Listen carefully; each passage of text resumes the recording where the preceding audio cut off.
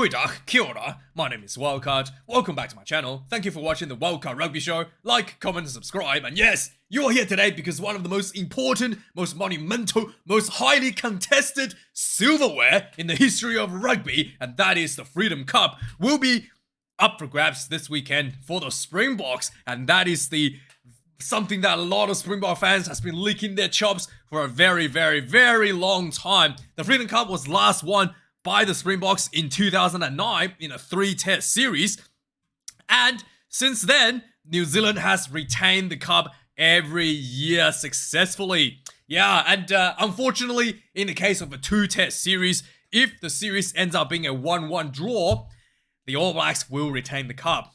Yeah, so all the All Blacks have to do this weekend is win by 1 point, and they will retain the Freedom Cup for another 12 months. I have been proposing for the Bledisloe Cup and for Freedom Cup, and in fact, all the head-to-head silverware in the Rugby Championship to be determined by point difference, especially if there's only 2 tests being played. I just think that it makes the game just a little bit more exciting. If you want to win the cup, you can't just win the game. You have to close out the point difference that was conceded to you in the first test match as well, just to make it a little more difficult. Let me know if you think that's a good idea or not. But yeah, maybe because of the occasion, the monumental pressure that is putting on Dr. the King, Rassie Erasmus, and this might be the first time in the last 4 years that the Springboks have not announced their team ahead of their opposition in advance. So yeah, as of recording this video, the Springboks have not announced their team. Just let me refresh, and the All Blacks have done so. So yes, we will look at the All Blacks lineup in just a moment. And my website has been updated. Just quick plug. Website's been updated. The 2 teams, when they are fully announced, this is last week's lineup. When they are fully announced, will be updated on my website. And yeah, have a look. Let me know if there are any issues. So there were some issues with player stats. All the stats has been, checked and being redone, but taken off from the official websites of the allblacks.com and Springbok Rugby, or the official websites now. So the stats should be much better than it was before. But yeah, let me know if you're seeing other issues. And yes, the games will be updated once the Springboks team has been announced, and you'll be able to find it here on my website, wildcardrugby.com. A little bit self-plug there. And yes, so let's have a look at the All Blacks lineup. So there were a few injuries going into this game for the All Blacks. 2 big losses to two of their probably best performing players on the field on the weekend.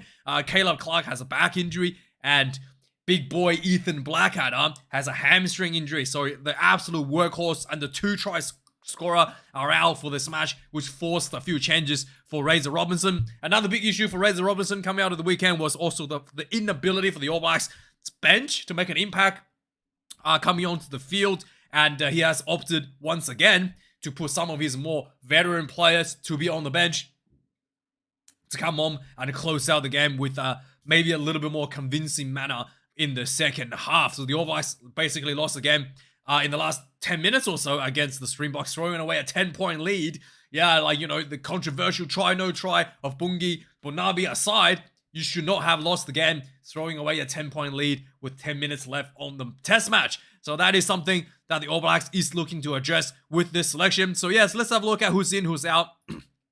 Some big calls has been made by Rassie Robinson. The first one is Wallace Satiti, who has been exceptionally good for the Chiefs in Super Rugby and just been caught up into the All Blacks recently to the squad and is getting an opportunity to play against the Springboks in the beautiful city of the Cape Town in South Africa. In the starting blindside flanker position as well. This guy, he's one of the better ball carriers in all of Super Rugby, as well as a really good defender. So we will be looking at him potentially opening up some defensive, opening up some of the defensive, structure on the Springbok side, and maybe a couple of offloads and set up some All Blacks line breaks from his regards. But yes, let's have a look at the lineup. Let's see who's been changed, who's out. Some big changes for the All Blacks team. First off, unchanged in the front rowers. Tamati Williams coming number 1, Cody Taylor number 2, Terrell Lomax coming number 3. I thought Tamati Williams was under tremendous amount of pressure last week against Frans Herbert, so they have to look at maybe polish up his technique a little bit for this weekend. Unchanged in the locks, Scotty the Grub Barrett, red card Barrett comes in number 4. Number 5, Tupuvai and Scotty Barrett will be the captain as well. And Wallace Satiti, like I'm talking about, this is a guy to look out for. A number 6 jersey, he will be the future of All Blacks rugby if he pulls out a big performance this weekend. Sam Kang retains number 7 jersey, and Adi Savea comes in at the number 8 jersey. Another change at number 9, Cortez Dratma has been called up to the 9 jersey with TJ Perenara coming up as a finisher. I've always thought TJ is better off as a finisher just because he's so energetic and he's without experience, and he has been pretty much playing as the finisher for the All Blacks for most of his career. I always thought he's better off as a finisher, so it's good to see that Razor has made that adjustment this weekend, and we shall see if he's going to make an impact or not coming off the bench. Despite the fact that his performance last week I thought was quite good. Sometimes he's a bit on and off at the starting position, but I thought he was pretty good last week. Damian McKenzie coming in at number 10, the smiling assassin. Changes here, number 11, Mark Talea comes in for Caleb Clark in 11 jersey. Geordie Barrett, number 12, retains, and Rico Ioane gets a number 13 jersey once again. I do think that Rico is a little bit lacking still. His defense on the weekend, his stats, defensive stats, are a bit, I think it was 3 missed tackles out of 2 made. So not great, so he really needs to improve on that out of the 13 jersey. Xavier Reese getting caught up into the number 14 jersey ahead of, who was it? Anyway, so Will Jordan gets moved to fullback, so Xavier Reese gets caught up into number 14 jersey. So this is something I'm a little bit concerned. Will Jordan, yes, very, very talented, very, very good player, and he does play fullback more than he plays at wing because he plays fullback in club rugby at the Crusaders. Here's the issue. In the game, in the second test match against Argentina, there was an opportunity for Will Jordan to be on the field with Damian McKenzie for the second half because they pretty much won the game at that point. And that will be a great opportunity to see if the 10 and 15 combination can work together, because there is a little bit of a style clash between the two players. Will Jordan is not a playmaker. He's a counter-attacker. Whereas Damian McKenzie has struggling a little bit without a second playmaker in the form of Beauden Barrett at 15 to help alleviate some of those decision-making from him. And he has struggled against England without Beauden Barrett. So there was an opportunity for this 2 combination to be trialed at the Argentina game, and the coaching staff decided to not do that, and they actually put Will Jordan at fullback with Beauden Barrett at 10 in the second half and taking Damian McKenzie off. So this is actually the first time that these two will be working as a combination together as a 10 and 15. So this is my big concern for this weekend's game. And I don't know how this is going to click for the All Blacks. And I just based on the performance of Damian McKenzie against England without Beauden Barrett at 15 to hold his hands, this is a big question mark. So yeah, let me know your thoughts on that. I don't know if this is going to work for the All Blacks, but the All Blacks have made a more emphasis to make the bench a little bit better. Osafa Amua comes in number 16, number 17, Ofa Tuanga Fasi, and number 17, Fletcher Newell. All 3 front rowers, I actually felt like they've been underperforming quite a little bit. All 3 of them has been substantially better with their performances in Super Rugby. I really, all 3 of them have been a little bit disappointing for me. I really felt that they should be doing a lot better than they have been doing so far. Sam Darby comes in number 19. Luke Jacobson gets called back from an injury at number 20. 21, TJ Perenara, Anton Lennon-Brown, outside centre will be coming number 22. And finally, Beauden Barrett. Maybe he will do what he did, for the All Blacks against England, to come off the bench, make a big impact and finish the game strong. Will be coming on for the number 15 jersey, most likely. So yes, let me know your thoughts about the All Blacks selection here for this weekend. Just a quick look at the Rugby World Rankings now. A little bit of change of the week. The Wallabies is finally in top 8, has moved up 1 rank after beating Argentina, and Argentina losing 1 rank at home, dropping down to 7th, and Italy dropped down to 9th. Yes, Wallabies are ahead of Italy, finally, once again, and Scotland moves up to number 6 as a result of Argentina losing here. Moving on to the next bit of rugby. So yes, there was a little bit of controversy from outside of the game on the weekend. There was the 747, I think it was, flyby for the South Africans. They do this a lot. Was done at the same time as the haka. It was a coincidence. There was a public apology to everybody. But hey, if I am South African rugby, I will say deal with it. This is our tradition in South Africa. Okay, you deal with it. Okay, but I think it's about timing. But hey, yeah, it's just me. That's what I would have done if I was, I would have said that. Hey, it's my tradition. You should respect that as well. Okay, but hey, it is what it is. I think that the All Blacks haka is obviously a very respected tradition. But yeah, I mean, a bit of a spice sells a few tickets. It's not a bad idea anyway. So yeah, and with that being said, David McKenzie was caught up in a bit of a media interview, and he was asked of his thoughts on this. He was like, "Oh, I didn't feel like it was right." Come on, I mean, I think David McKenzie got tricked into the questioning a little bit. He he's someone that gets booed out of the building every time he takes a kick, right? And he still puts on a smile. I don't think he really cares that much, but I think he gave a bit of an answer that's kind of like, yeah, I think all the reporters will expect him to say it, and he really probably doesn't care about that much. It's kind of like one of those things, everybody's looking at you and wanting you to say it, and you kind of just like say it because the pressure that was put on you to say that it was disappointing just to see the flyover and all that sort of stuff. But I don't think he actually cares. I mean, D-Mac, he's a professional. So there was a bit of an injury update on Siya Kolisi in the post-match interview. He did get hit in the face from Sam Kang. A lot of you guys said that should be a red card. I really couldn't comment on it in the post-match interview because there was no replay. I'm not going to speculate on something on a very far camera shot. That's just be, I really, they really didn't show anything, so I can't really comment on that. But Rassie Erasmus said that could be a fractured facial fracture, but at the moment, we don't have a clear update. It was not confirmed. It was just a speculation that it might be a facial fracture, but there was no full update on how bad the injury actually was. So yes, there was a bit of a poor joke out of the New Zealand side. Israel Dagg was on a radio show with Stevenson, the Stevenson's radio show's host, and they basically mocked Rassie Erasmus' look as Baron Vladimir Harkonnen from Dune. I know what he looked like. Let's just show you guys what he looked like. I think everybody knows what Jabba the Hutt looks like, but this guy some people might not know what he looks like. Let's have a look at what he looks like. Yeah, he looks like this is a guy. This is like one of the bad guys from the movie. But I mean, man, I think that's a pretty badass look, to be honest. But and he can float, right? He literally can fly.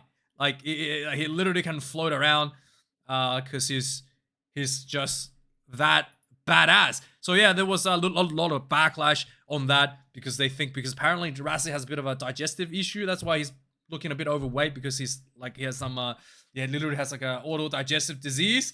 So yeah, it's not really a good taste to mock somebody weight when they have a actual disease that's causing it, right? But yeah, the Israel Dagg come out and kind of like double down on it, and basically saying that I thought this was pretty bad. Like, he's saying that there was a lot of people worshipping Rassie Erasmus, and it is a god in South Africa, and that's why you can't poke fun of him. I don't think it's the fact that you can't poke fun of Rassie Erasmus. I think it's the fact that you poked fun of him of something that he has no control of, which is the fact that he has a disease that's making his weight difficult to control.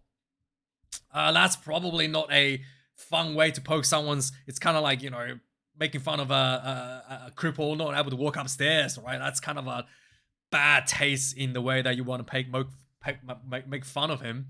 But so there was a lot of controversy out of that. And so obviously the game on the weekend, Springboks finished strong, and yeah, there was a lot of very strong performances on the Springbok team as well. There was one moment where Cheslin Kobe just bumped off Scotty Barrett, like someone twice his size, in a pretty amazing move. Just show of personal strength and character. But I thought overall the game of the weekend, you can go watch my review. I thought overall, there was a lot of controversial about whether Sam Kang should be red carded. There was some controversial about whether Bungi Munabi's try should have been scored. I think that ultimately the All Blacks should not have lost a 10-point lead within 10 minutes. And it's up to the team and the bench to really rectify that problem. You know, the referee has some bad calls both sides on the weekend. It was pretty bad overall. TMO was non-existent, and yeah, it is what it is, and it's yeah, and interestingly, the breakdown, actually Jeff Wilson suggested that maybe the All Blacks should go for the 6-2 bench split. Yeah, I agree. I think that's, again, I like how at least Jeff Wilson is starting to warm up to the fact that how rugby is evolving, and it's good to see that Jeff Wilson actually watching Springbok rugby, a lot of Springbok rugby. The comments as he's making recently has been quite Springbok insightful, I would say. Has been quite, you know, he's been accepting a lot of the new Springbok strategies, like when it comes to scrummaging and stuff. So yes, thumbs up to Mr. Jeff Wilson for making that transition, and for, you know, actually, you know, really stop bashing the game for whatever purpose he was doing. So yeah, going on to the Wallabies now. The Wallabies did make a pretty big, substantial win away in South America against Argentina. I thought the Wallabies was gonna lose, especially they were down quite a bit in the first half, and only to slowly but surely pull back. They hung in there with good defense, a good discipline. They hung in there and finally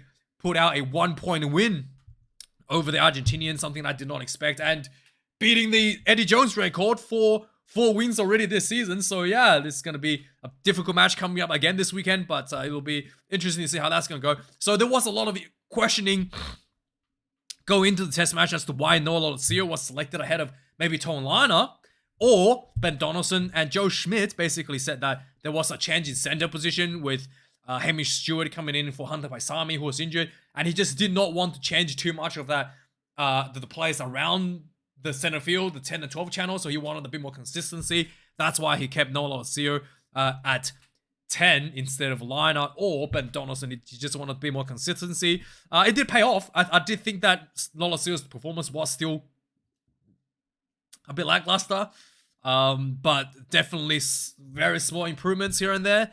Better than, you know, obviously the first game against the Springboks, but yeah, still, I thought maybe Liner should be given a bit of more opportunity here for Noah. Because I do think that Noah's kind of plateaued as to where he's gonna be at, and we really need somebody that can go to another level in that regards. But Joe Schmidt, he's more experienced than me. He can make the decisions for the team. And yeah, so Ben Donaldson did make a massive redemption, I guess, in some sense, kicking the winning goal for the Wallabies in the dying minute of the game. And this was, you know, when I think he made his debut against Italy, where he missed the goal to lose the game against Italy, first time ever.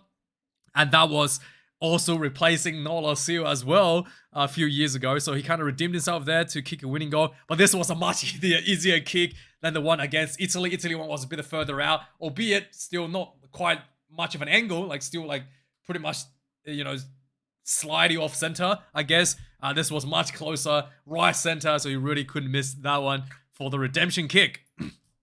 Also, last week there was some accusations of the Wallabies, you know, faking injuries to go uncontested scrum against the Springboks a couple weeks ago, and Ala Alatoa kind of like, you know, came out and suggested that was not the case, and he's, you know, a bit upset because he likes scrummaging. I do think that there was no conspiracy for the Wallabies to take people off. I did have an issue with the fact that the Wallabies was able to take off one of the front rowers to replace him with a lock.